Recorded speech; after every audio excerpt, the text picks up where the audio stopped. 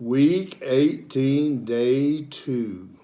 I tell you a little story about gratitude before we do the story today. We had a group in Georgia, and they did this lesson every day, their entire student body. And the teacher or the principal at the school, they had a block schedule. So they did it in every class at the beginning of every class. And what they did was they wrote down in, say, period 1, something they were grateful for, just a way to start their day. They wrote down something they were grateful for. In period 2, they wrote down what their goals were for that day. Period 3, they had a vocabulary word that they studied. And on Friday, they took a test of those 4 vocabulary words. And then fourth period, the fourth class of the day, they did the story. Then every week they rotated. For instance, in that scenario I just gave you, the next week, they would do objectives the first day. The second period, they would do the word of the week or the word of the day. The third period, they would do the story, and the fourth period, they would do a gratitude. So what they did was, in all 4 classes, they began every class with character education by being grateful, developing objectives, improving on the vocabulary word. The only way you're going to increase your IQ from the time you take it in the 2nd grade, the only way it's been proven you can improve your IQ is to improve your vocabulary. So how do you improve your IQ? Improve your vocabulary.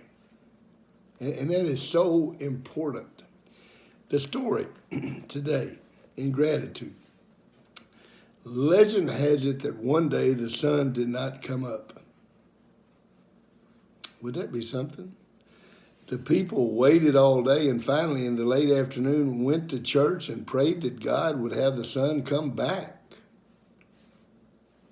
The next morning all were standing facing the east, and as the sun rose, a great and mighty cheer went up. Often we are guilty of taking for granted the most important things and people in our lives.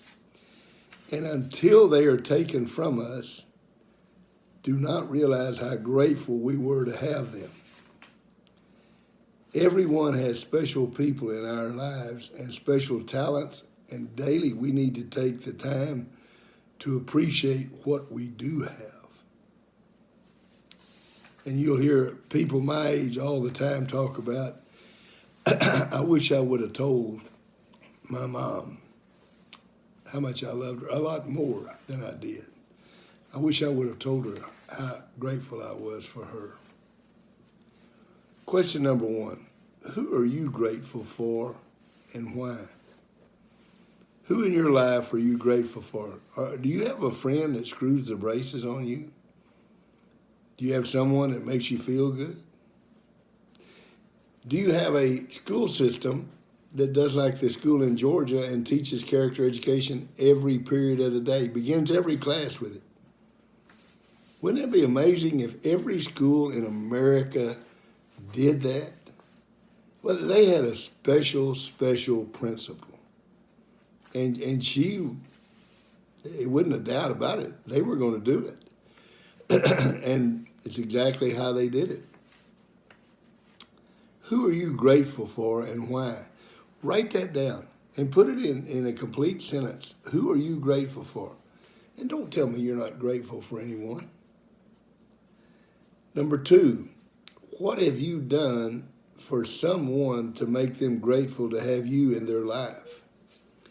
You just wrote down who you're grateful for and why. Now here's that tough question.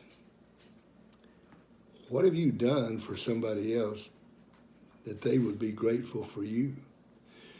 Do you screw the braces on your friends? Are you the thorn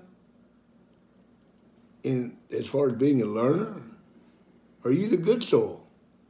The good soil is where you learn and you help learn. The thorn is the person that keeps the others from learning. Are you grateful you don't have any thorns? Are you grateful you're not the thorn?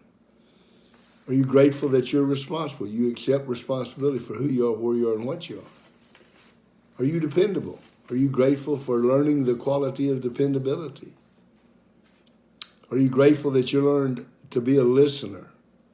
Put your feet flat on the floor, sit up straight, say amen, keep your eyes on the speaker. What is it that you're grateful for? And what have you done for someone else to make them grateful for you?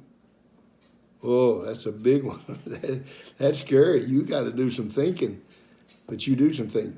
Now, let me tell you this. Do not be afraid to ask someone, are you grateful for me?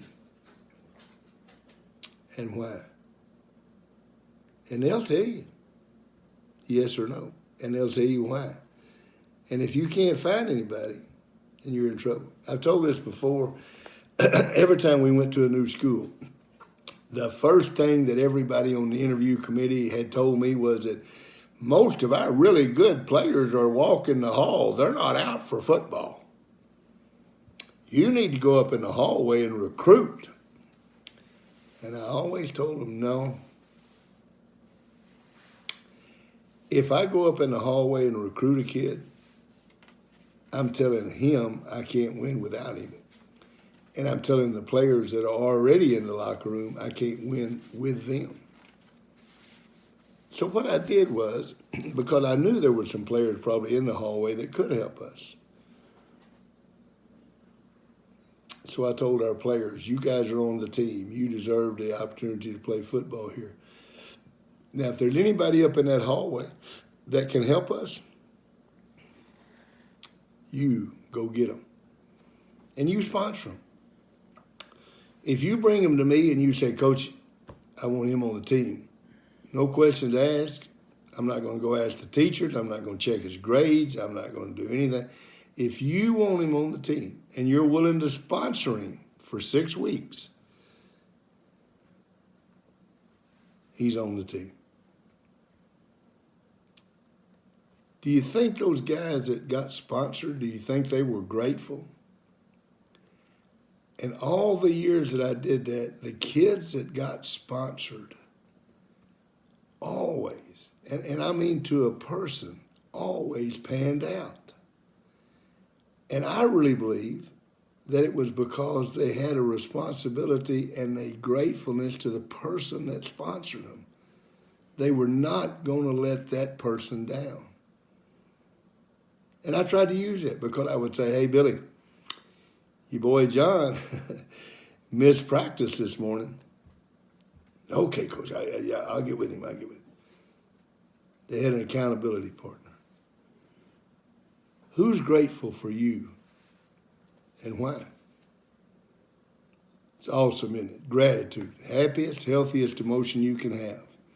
See you tomorrow.